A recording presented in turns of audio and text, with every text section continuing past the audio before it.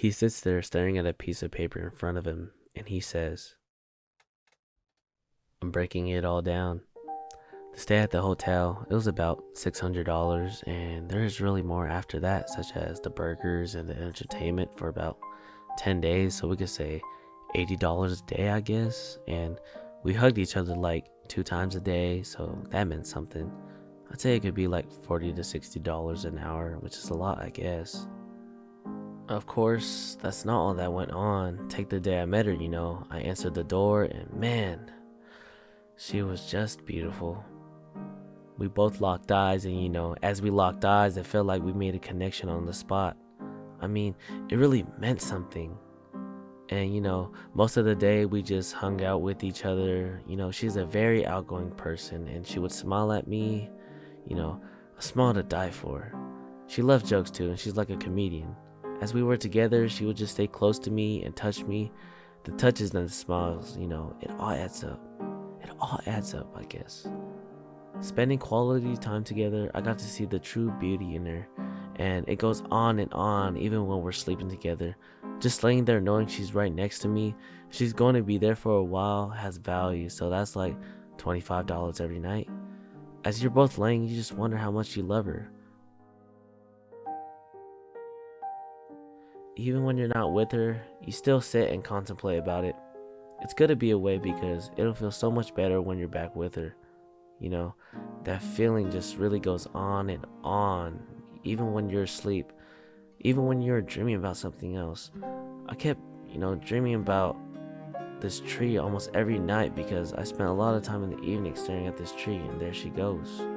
Her beauty's just there like a poppy in the spring. And as I'm asleep and not dreaming about her, but she's right next to me, I wake up enough times in the night of the image of the ceiling and turn to remember that she is still right there next to me. I just look at her, holding on to it all, and when I'm watching her sleep and she's next to me and won't be away and isn't away from me later, I would stay up all night just to go and feel in that feeling I've been holding on for so long.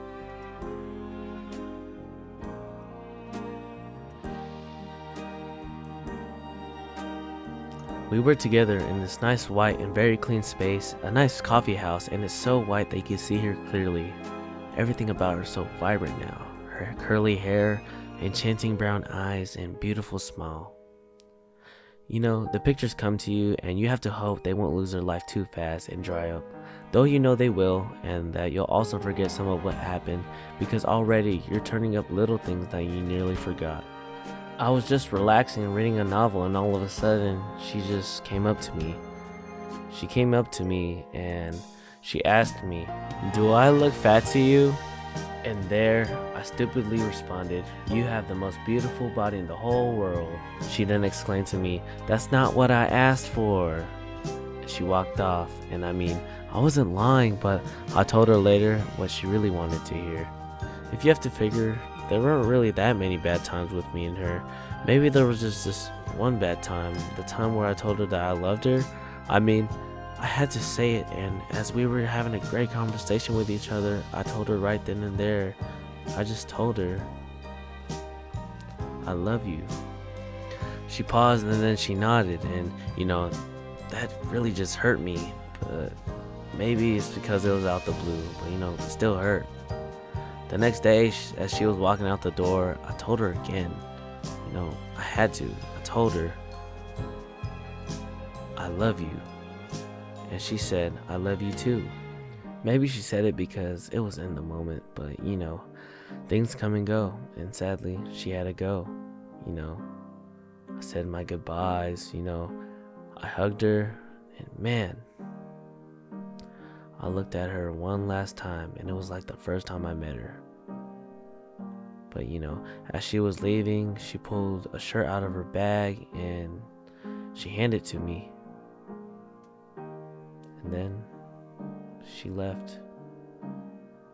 Holding the shirt, it had the scent of her, and even while she was gone, the scent of her made it seem like, she was still there. I guess you can get to a point where you look at that pain as if it were there in front of you, 3 feet away, lying in a box, an open box in a window somewhere. It's hard and cold like a bar of metal. You just look at it there and say, "Alright, I'll take it. I'll buy it. That's what it is, because you know all about it before you can even go into this thing. You know the pain is part of the whole thing, and it isn't that we can say afterwards the pleasure was greater than the pain, and that's why you do it again. That has nothing to do with it. You can't measure it because the pain comes after and it lasts longer. So the question really is, why doesn't the pain make you say, I won't do it again, when the pain is so bad that you have to say that, but you don't? So I'm just thinking about it. How can you go in with $600, more like $1,000, and how can you come out with just an old shirt?